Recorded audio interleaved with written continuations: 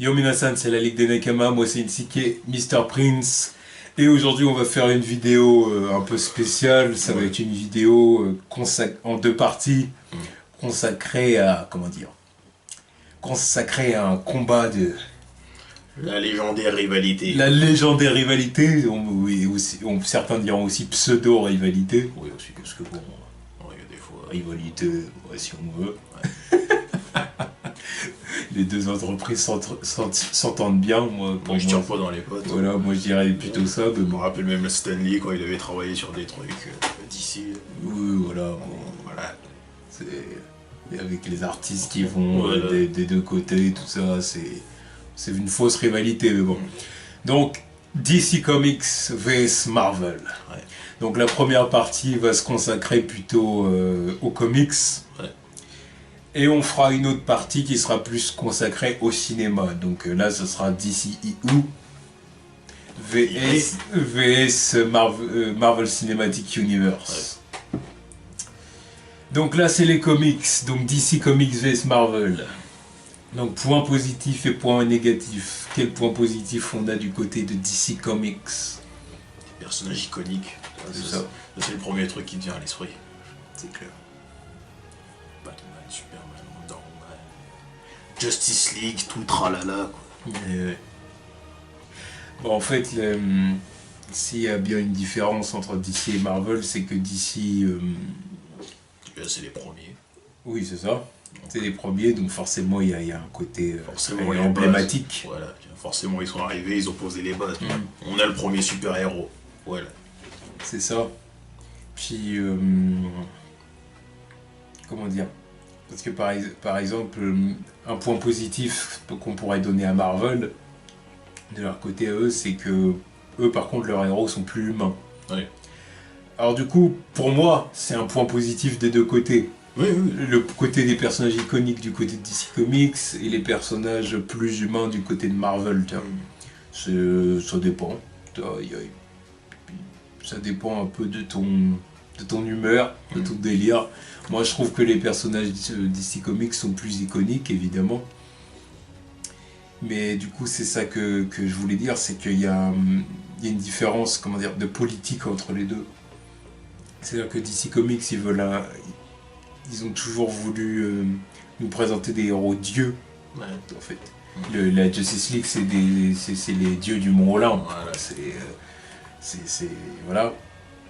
Là où Marvel, c'est vraiment des héros plus terre à terre, qui ont des problèmes du quotidien. Et tout ça. Entre Peter Parker qui a ses galères de cours et de meufs et Tony Stark alcoolique. Oui, voilà. Marvel va essayer de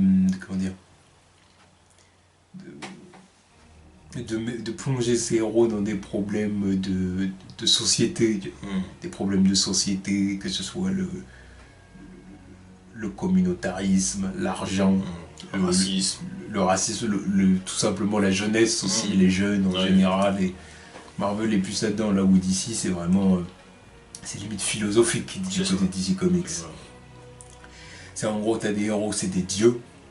Ils sont dans leur Watchtower et compagnie, et voilà. Et ils regardent le monde, quoi. Et c'est en gros... quelle est l'interaction entre ces dieux et les humains? C'est quoi l'interaction? Comment ça marche? Pouvoir aussi. Exactement. Entre Superman, pas besoin de parler lui, tu vois. Green Lantern avec sa bague, il peut faire absolument tout ce qu'il veut. C'est l'occasion. Flash, le mec, il peut aller partout où il veut, que ce soit dans le temps, tu vois, qui fait absolument ce qu'il veut. Wonder Woman a des pouvoirs divins. Green Lantern aussi fait ce qu'il veut. Oui, mais sauf que Flash, lui, il peut, tu vois, c'est le temps dont je te parle. Mais Green Lantern avec sa bague, il peut oui. s'ouvrir des portails et compagnie. Voilà, c'est ça. Ils peuvent faire absolument ce qu'ils veulent, ces mecs. C'est ça la différence avec les Avengers, par exemple. Il y a la trinité de Marvel, qui est Captain America, Thor et Iron Man. C'est que dalle à côté de la trinité de DC, quoi. Superman, Batman, Wonder Woman. Il y a un combat entre les deux, le combat est vite réglé. C'est ça. D'ailleurs, du côté de DC Comics et de la Trinité, même un personnage comme Batman qui est présenté comme un humain s'élève au rang des dieux, en fin de compte. On le voit, hein, Batman, c'est pas... Non mais il est plus humain, c'est un surhomme. Il a des compétences qui vont bien... Enfin, qui sont même pas réalisables. Non. Voilà, pour un être humain. De toute façon, devenir Batman, c'est pas possible. En une seule vie, c'est pas possible. Non, mais devenir Batman, c'est pas possible déjà, de base. Entraînement, et en plus, lui, il part du principe. Enfin, lui, il part avec des avantages, c'est un génie, mémoire photographique, détective, tout ça. Ah, ouais, millionnaire, enfin, milliardaire en plus de ça. Non. Yeah.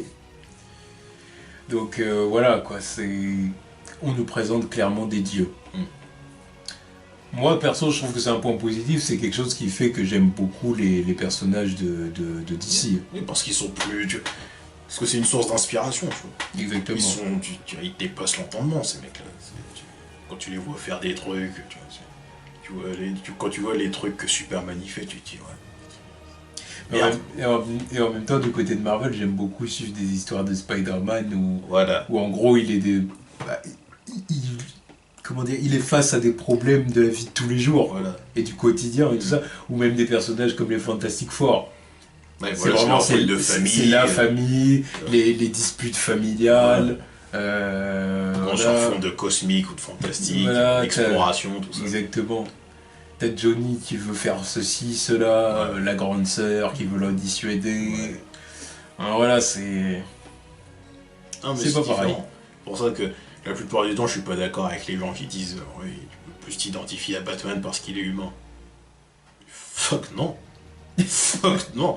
Tu vois, hein, lui de base, il est cinglé, tu vois. Les parents ils sont morts, ça y est, je vais devenir un homme chauve-souris. Non. Comment tu veux me dire que lui, tu peux plus t'identifier à lui qu'à Spider-Man? Ok, Batman il se fait plus souvent casser la bouche, et encore, ça dépend des versions maintenant, parce que bon, il vient de plus en plus cheaté. Parce que lui il est humain et que bon, on peut le blesser. Mais Spider-Man c'est pareil. Il se fait souvent casser la bouche. Sauf que lui, en plus, il a d'autres problèmes. Batman, c'est quoi ses problèmes en dehors du fait qu'il est Batman? Mais en général, les gens qui le disent plus... qui disent que c'est plus facile de s'identifier à lui, ils parlent de lui par rapport aux autres personnages de la Justice League. Tu vois. Ouais, encore... Ils veulent dire que c'est plus facile de s'identifier à Batman qu'à Wonder Woman. Plus facile de s'identifier à Batman qu'à Superman. C'est ça qu'ils veulent dire. Bon, tout dépend de comment ils disent ça. Parce que généralement, quand tu demandes aux gens qui est ton super-héros préféré, ils disent Batman. Parce qu'il est plus humain que les autres super-héros. Et je te dis non. C'est là où je te dis non, tu vois. Tu vas pas me dire que lui, il est plus humain que Spider-Man. Lui, il a toutes les galères du monde, mec. Et lui, il chiale moins sur son sort que Batman. Batman, c'est bon, tes parents, ils sont morts, c'est bon, ça y est, t'es pas le seul. Spider-Man, il a perdu combien de gonzesses? Combien de proches? C'est quoi sa vie de merde à lui, tu vois? Et il a pas de remords, il a pas de thunes, il a un job de merde. L'autre, putain de milliardaire dans sa cave, là, non mais arrête. Mais au-delà de ça, pourquoi je l'aime aussi ce mec, c'est parce que, au-delà de ça, il est cheaté ce bâtard. Il est cheaté, les trucs qu'il fait contre des mecs lambda ou contre des mecs du domaine fantastique et tout ça. C'est ouf ce qu'il fait. Après, aussi du côté de DC Comics, qui dit personnage iconique, en plus dit aussi histoire culte. Ça... Et là, pour le coup, il y a beaucoup plus de classiques du côté de DC Comics que du côté de Marvel. Parce que c'est ça le délire aussi, c'est que peut-être que le fait de faire des héros plus humains t'empêche parfois d'avoir des histoires vraiment iconiques et limite marquées dans le marbre. C'est ça le truc. Oui, ceux-là comme ça, des histoires iconiques, enfin des histoires cultes d'ici, je peux te les sortir direct. Hein. Ouais. Crisis, un monde dans la famille. Non. Ouais. C'est pas une histoire sur culte. Le papier. C'est pas une histoire culte. Voilà. Il y a un élément culte la mort dans de l'histoire. Robin. Mais c'est pas une histoire culte. Et encore, c'est surtout parce que déjà cette histoire, faut le dire, si Robin est mort, c'est à l'issue d'un vote. Quoi. Donc il serait pas mort, tu vois, c'est à l'issue d'un vote. Le vote aurait été autre, cette histoire elle serait jamais sortie. On n'aurait jamais eu rien d'iconique à partir de ce truc. Vas-y, continue. Du coup, voilà, des histoires plus cultes, mais après aussi il y a eu beaucoup de... comment dire, il y a le multiverse DC Comics, quoi. Et puis du coup, il y a le Crisis et compagnie. Mais du coup, c'est beaucoup plus difficile de s'y retrouver dans l'univers DC Comics quand tu remontes dans le temps. Des décennies d'histoire, de crossover, de Golden Age, Silver Age, des personnages qui changent de pouvoir, de capacités différentes, des histoires différentes. Exactement. Des trucs qui sont devenus canon parce que bon, voilà, ils ont cartonné alors qu'ils étaient censés être des one-shots. Voilà. Il y a des trucs qui sont devenus canon dans l'esprit des gens alors qu'ils l'ont jamais été. Dark Knight Returns. Voilà. Donc c'est plus simple de s'y retrouver du côté de Marvel. Parce que c'est plus simple de se mettre du côté de Marvel parce que justement on te perd moins dans les histoires hors série, pas hors série, terre machin et terre machin.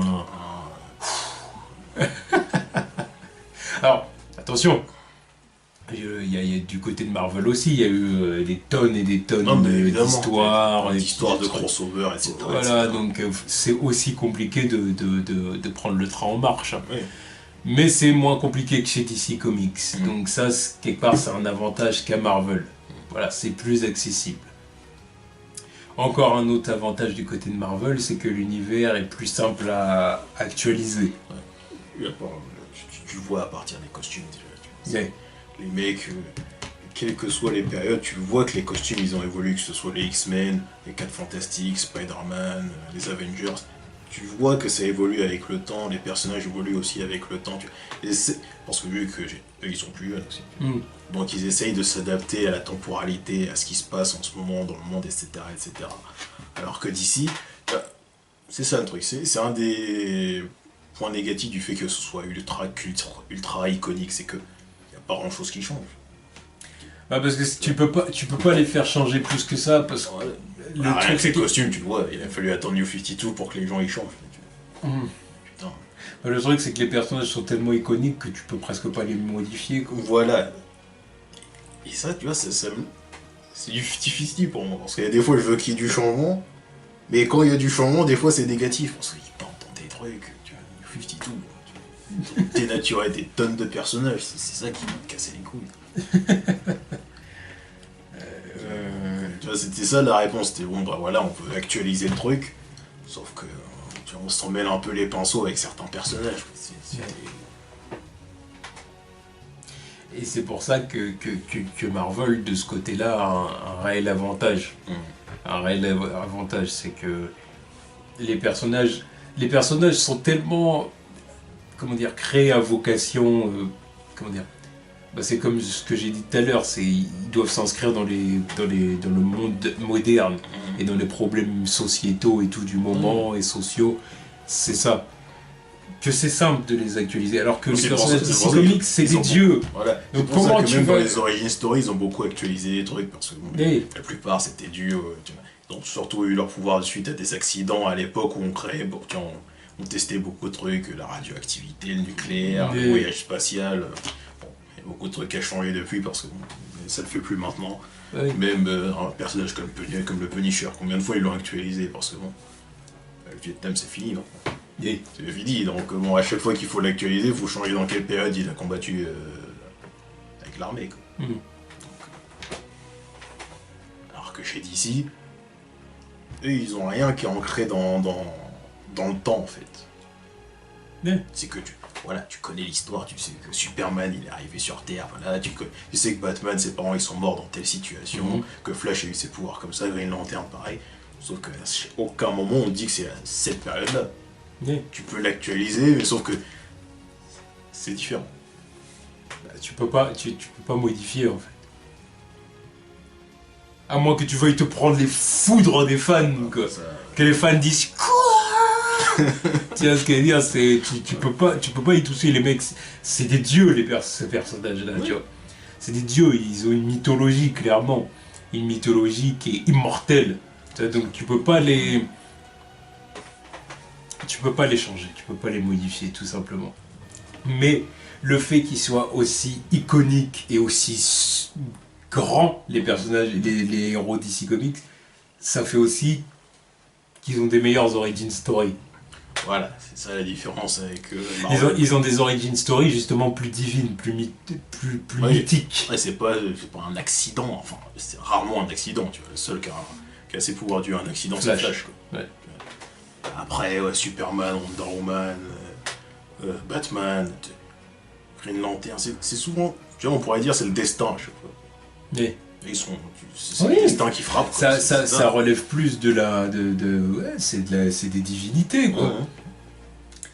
C'est des divinités, tout est une question de destin, d'aura, de charisme. Ils sont plus grands que les autres, ils sont plus forts, ils ont un mental ils sont plus intelligents. Ils ont un mental d'acier, ils sont plus intelligents, plus ceci, plus cela. Ils sont au top, quoi. Voilà, c'est des dieux. Ouais, c'est pour ça que, voilà, leur origine, il n'y a pas de défaut, il n'y a pas de truc qui... C'est différent de Marvel où à chaque fois c'est un accident, voilà. Nucléaire, radioactivité, bon, on a eu nos pouvoirs comme ça parce qu'on était au mauvais endroit, au mauvais moment. Quelle est la différence, par exemple, entre un personnage comme Superman et un personnage comme Captain America? Alors après, non, on va pas dire Captain America, parce que Captain America, il a été créé pendant la guerre. Tu vois, lui, c'était pas un accident non plus, tu vois. Oui. Tu vois, lui aussi, c'était un peu le destin qui a voulu que, voilà. Oui, non. Si, la valeur du mec. Bah, disons qu'ils l'ont créé pour la guerre. Oui, c'est autre chose. C'est un cas à part, Captain America pour Marvel. C'est un cas à part. Tu vois, lui, il a été créé pendant la guerre, puis Stan Lee a décidé de le remettre au goût du jour. Et... C'est pas comme Daredevil qui a ses pouvoirs parce que voilà. Mais disons, quelle est la différence entre Superman et Spider-Man, par exemple? Bah, c'est que Superman est bon de nature. Superman est un héros de nature.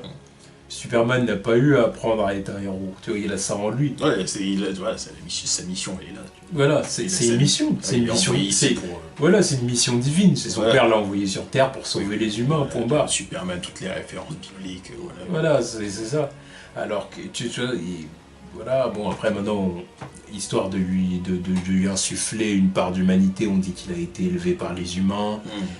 Jonathan et Martha Kent, qu'il a grandi parmi les humains, il a été à l'école et tout comme tout le monde, donc du coup forcément il a une culture humaine qui fait faut pas qu'il se prenne pour quelqu'un d'autre, c'est facile de dire j'arrive avec une mission, mais tu peux vite bifurquer, tu vois, si t'es pas bien orienté, tu veux dire j'ai une mission, ok, c'est moi le boss, il n'y a plus rien au-dessus, donc je fais ce que je veux, quoi. Alors que non. Oui et non, parce qu'en même temps il est bon de nature aussi, oui. Tu vois.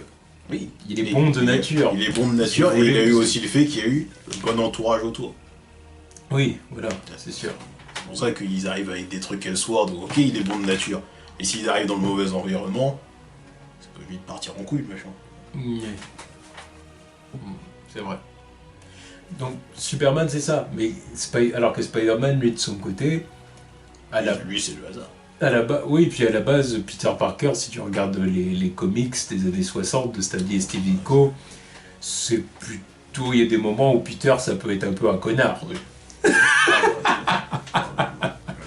Comment ça c'est pas, j'ai des pouvoirs, bah maintenant je vais aider le... Oh, même avant d'avoir ses pouvoirs. Non, mais il y a des moments où tu voyais que c'était le petit nerd. C'est maintenant qu'on nous le présente vraiment comme le nerd un peu innocent. Ouais.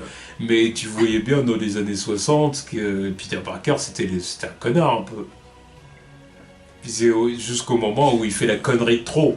Parce que dire, qui entraîne la mort de son oncle, et là, oh bah merde, j'aurais peut-être pas dû être autant un connard, bah ouais mon gars. Puis arrivé là, bon bah une fois qu'il a ses pouvoirs, il décide, une fois qu'il a ses pouvoirs et que son oncle meurt, il décide de devenir un héros. Et quand il devient un héros, ça devient un héros un peu, comment dire, ça devient un héros un peu bully. Voilà. C'est-à-dire que quand il avait pas ses pouvoirs, et puis même quand il a encore ses pouvoirs, il y a des moments où il se fait victime par Flash et tout ça. Et une fois qu'il a ses pouvoirs, bah, maintenant il s'amuse à victimiser les voyous. Docteur Octopus aussi. Il se fout de sa gueule, clairement.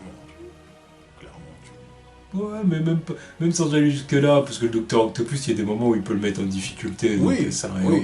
Mais il y a je dirais plus des personnages comme Mysterio ou le Rhino. Oui. Mais je dis Docteur Octopus parce que c'est un des premiers trucs que j'ai retenu quand il a pris possession de son corps et qui a dit toutes les années où il m'a tourmenté, où il s'est foutu de ma gueule et blablabla. Et oui. Tu vois, non, puis même les petits voyous de base, tu vois, qui vont cambrioler une banque et tout, c'est voilà, je leur balance une vanne, je leur colle une droite, je les ficelle avec ma toile et je me tire, tu vois. C'est un peu le retournement de situation, c'est le mec qui était une victime qui devient le bully. Tu vois, alors on n'est pas du tout dans le même état d'esprit, mais en même temps, ça fait que Spider-Man, on peut être plus proche de lui que Superman, qui lui est naturellement bon, au point où il en est pas humain, c'est un dieu. C'est pour ça qu'il y en a, ils sont pas intéressés par Superman, parce que mais il est trop gentil, et blablabla, et il est trop nice, il est trop clean, et blablabla. Là, j'ai envie de dire que chacun voit midi à sa porte, chacun ses goûts, chacun voit son truc, bon. Voilà. Maintenant, voilà, c'est tout point positif entraîne des points négatifs, forcément. Là, c'est que, par exemple, autre chose du côté de DC Comics, c'est que c'est tellement ancien, tellement iconique et tellement tout ce que tu veux, qu'il y a des éléments qui sont pas réutilisables de la mythologie d'ici. Voire des personnages. Voilà, et des trucs qu'on ne voit même plus. Doomsday, par exemple. C'était un one-shot, ce mec. C'était un one-shot. Et sa mission, c'est il est venu pour tuer Superman. Point. On ne doit plus rien faire avec lui. On ne doit plus rien faire avec lui. Sauf que... Le problème, encore une fois, c'est que c'est comment dire, à cause des relaunchs et puis... Ouais, voilà, donc à chaque fois, il faut le ramener, mais au final... Puis quand il suffit que tu marques le retour de Doomsday sur la couverture, et ça y est, une fois, ça va. Sauf que maintenant, tu peux faire une armée de clones de Doomsday que même Batman peut arriver à battre, ou Superman qui a la maladie de Doomsday et commence à se transformer en Doomsday. À quel moment tu dis stop? Là, c'est réutiliser le truc, c'est naze. En plus, c'est un personnage qui n'apporte rien de plus. C'est juste, il est balèze, il tue Superman, point. Il est pas intelligent, il n'y a rien à exploiter de plus avec ce mec. C'est ça le truc. Mais là encore, tu parles d'un personnage récent, parce que Doomsday, c'est années 90. Oui, mais il y a des personnages plus anciens de côté Golden Age, on va dire, que c'est compliqué de les réutiliser, tu vois. Voire Silver Age, tu vois. Donc c'est vraiment compliqué de les réutiliser. Il y a des histoires aussi que tu les vois aujourd'hui, tu rigoles, quoi. Un mort dans la famille. Mort dans la famille, par exemple. Oh mon dieu. Tout ce qu'il faut retenir, c'est que Jason Todd est mort. Et justement, c'est ce qu'on retient le plus de cette histoire. On ne retient pas de pourquoi il est mort, pourquoi ils sont allés au Moyen-Orient faire je ne sais quoi. Parce que maintenant, tu peux pas faire ce truc-là. Genre, qui est ma mère? Alors on va aller voir ces trois dames qui étaient à Gotham City à telle époque, et on va voir si c'est ma mère en leur demandant est-ce que vous avez eu un enfant à cette époque. Donc tu vas voir Lady Shiva, t'es Jason Todd, t'es blanc comme un cul, tu vas voir Lady Shiva qui est asiatique. Oui, mais attends, parce que tu dis à Gotham City, c'est pas Gotham City. C'était à quel endroit? Il part en avion, Jason Todd. Ah non, oui, il part dans d'autres pays. Oui. Mais c'est parce que c'est pour leur demander est-ce que vous étiez à Gotham City à cette époque et vous avez donné naissance. Ok. J'avais pas compris. Ouais. Une histoire comme ça, c'est ringard maintenant. Maintenant, Jason Todd, il va aller voir Batman. Est-ce que tu sais c'est qui ma mère? Ok, base de données, test ADN. Voilà, c'est elle ta mère. Voilà, on n'a pas besoin de bouger. 5 minutes, c'est fait. Alors que là, à l'époque, ils allaient faire le tour du monde, aller voir des mecs du Moyen-Orient, dire des trucs non, puis il avait politiquement incorrects. Ah bah, plus que politiquement incorrect, c'est on flirtait, c'est même pas qu'on flirtait, c'était du racisme. C'était du racisme pur et simple. Leurs blagues sur Abdul et compagnie, c'est pas... c'est pour ça. C'était vraiment... Puis en plus de ça, ils amorçaient même l'arrivée de Tim Drake. Alors ça fait la truelle. Allez. Oh la grosse incohérence de malade. Rien dans les dessins, c'est pas cohérent. Tim Drake qui était petit à l'époque où il a vu... à l'époque où Dick Grayson... était un Flying Grayson avec ses parents et tout, il était là la nuit de la mort des parents Grayson, il était là, Tim Drake, petit. Et tu dis quoi? Et le truc c'est que dans le présent, Dick Grayson c'est Nightwing, donc il a la vingtaine, quoi. En plus, plusieurs pages avant, il dit qu'il a été... qu'il a été Robin pendant 13 ans. Alors tu dis, mais comment ça va? Et Tim Drake a 13 ans. Ouais, donc... Alors déjà, tu dis, il y a un problème là. Donc à quel moment t'as vu ça? Donc comment Tim Drake pouvait-il être dans le cirque des Flying Grayson à l'époque de leur mort, au moment de leur mort? Pour s'en souvenir. Et pour s'en souvenir. Surtout que quand tu vois le dessin, il y a genre quoi, 4-5 ans quoi. Oui. Comme ça. Alors que, et Dick, il doit en avoir 10, 11. Ouais, logique. Donc maximum. Logique. Alors tu dis, what the fuck? Non, mais même dans les dessins, c'était ridicule. Ouais, non, puis même certains petits puis là, on dit ça, voilà, parce qu'on parle de... On parle d'un mort de la famille. Mais même certains personnages, tu vois, des personnages comme Plastic Man, par exemple. Plastic Man, c'est un personnage que, objectivement parlant, tu ne peux pas le réutiliser, quoi. Dans un relaunch moderne et tout, Plastic Man, il est ringard, ce salaud. Son costume, là, juste au corps. Ouais. Comment que t'actualises ce truc? D'ailleurs, je crois qu'ils l'ont jamais actualisé, ce mec. Non, c'est un mec, voilà, c'est un mec à l'ancienne. Ouais, ça reste une blague, ce mec. Voilà,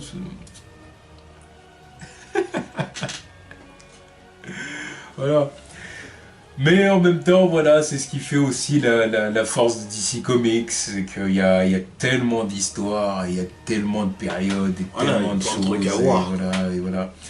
Mais le problème, c'est qu'à force de relaunch et à force de... Comment dire? DC Comics veut tellement correspondre... Comment dire? J'ai presque envie de dire que DC Comics veut devenir Marvel. Entre guillemets. Ouais, dans un sens où, voilà. Alors ils ont le cul entre deux chaises parce qu'ils savent que leurs personnages sont plus iconiques que ceux de Marvel et que donc ils peuvent pas se permettre certaines choses. Mais en même temps, ils ont un peu envie de les actualiser et puis d'aller vers... et puis de les rendre plus cool et plus badass et plus ceci et plus cela. Mais le truc, c'est qu'au final, leur univers devient de moins en moins iconique et il y a de moins en moins d'histoires marquantes. On passe d'un univers DC Comics avec des dieux qui vont vivre des histoires inspirantes, qui vont délivrer des messages vraiment presque philosophiques. Kingdom Come, par exemple. All-Star Superman aussi. All-Star Superman. À des histoires où maintenant... Enfin, je veux dire, pour moi, un univers comme par exemple comme les New 52, pour moi, c'est fait pour les enfants de 13 ans, quoi. Ah, mais c'est fait pour le jeune lectorat, quoi. Voilà, bah oui.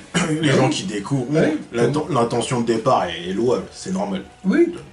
S'il y a des bonnes histoires, c'est bien. Il y a eu des bonnes histoires de Batman, la Justice League. Mais n'empêche que du coup, voilà, on perd l'essence de base. Il y a plein de trucs qui passent à la trappe, où il y a des trucs qui sont dénaturés. C'est que ton Joker, c'est bien gentil, tu dis c'est le plus grand malade, le plus grand bad guy de l'histoire de DC, mais les trucs marquants qu'il a fait, ils sont annulés au final. La mort de Jason Todd, le mec est revenu. Comment il s'appelle?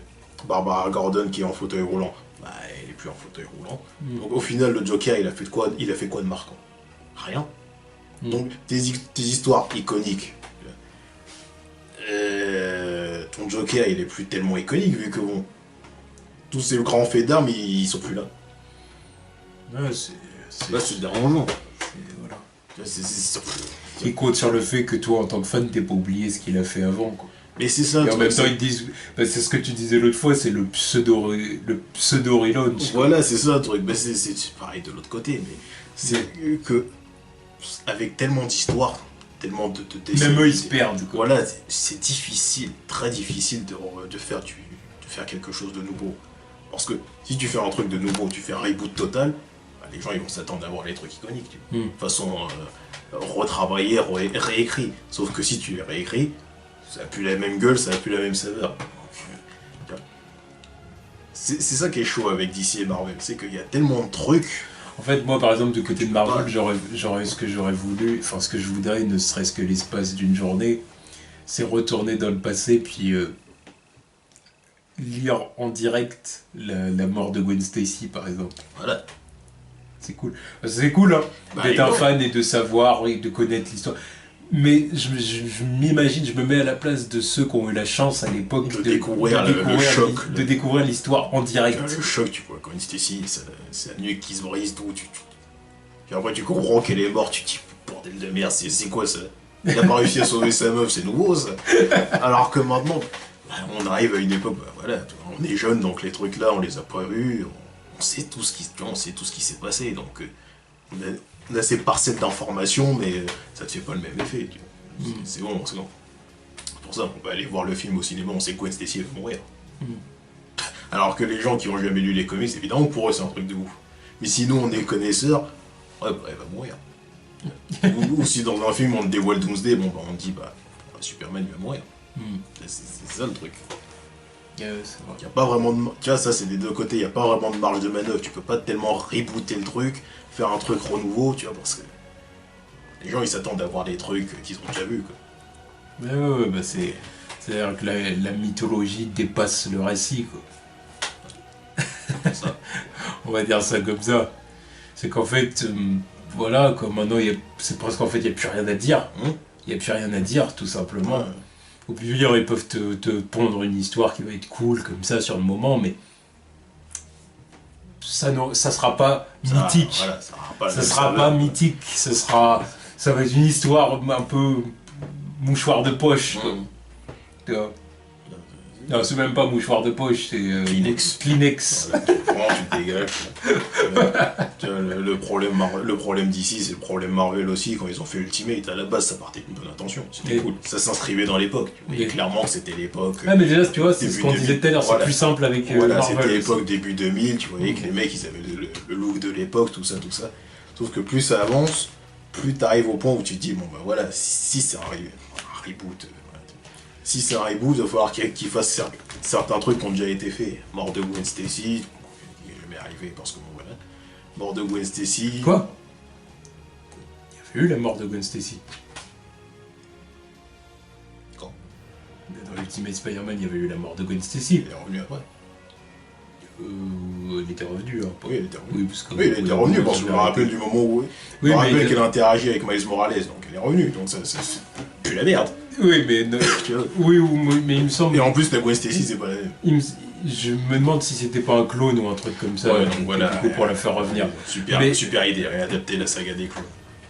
Oui, mais à la base, elle était morte. Hein, elle avait été tuée par Carnage. Ouais, mais.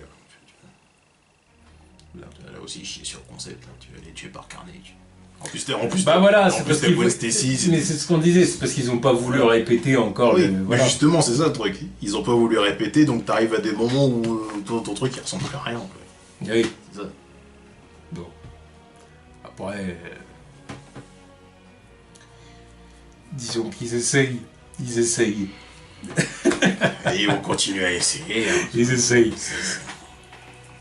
Mais il y a encore autre chose en plus du côté de Marvel, c'est que du côté de Marvel, en plus de rentrer dans ce jeu-là, histoire bah justement de coller un peu à l'époque, ils essayent de jouer la carte de la diversité. Ouais, que ce soit, on fait des femmes, des homosexuels, des blacks, des asiates, tout, tu vois, changement d'ethnie, tout ça. Tu vois que c'est du forcing chez eux. Tu vois que c'est du forcing.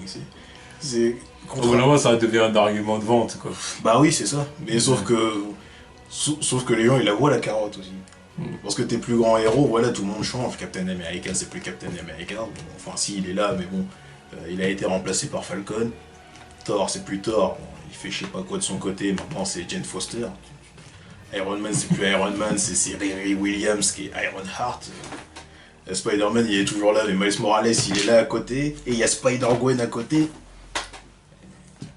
Hulk, Bruce Banner, je sais plus ce qu'il fait, mais maintenant t'as un Hulk coréen. Forcé. C'est ça qui fait que moi, à l'heure actuelle, je consomme beaucoup moins de Marvel et de DC. Voire plus du tout, en fait. Maintenant, pour l'instant, j'achète rien. Ça m'intéresse pas. À moins qu'ils arrivent on pourrait presque me considérer comme un ancien lecteur, tu vois. Comme quelqu'un qui a suivi un moment, qui s'est renseigné sur des histoires du passé, tout ça, voilà. Mais qu'aujourd'hui, bah, l'ère moderne ne m'intéresse pas, en fait, parce que...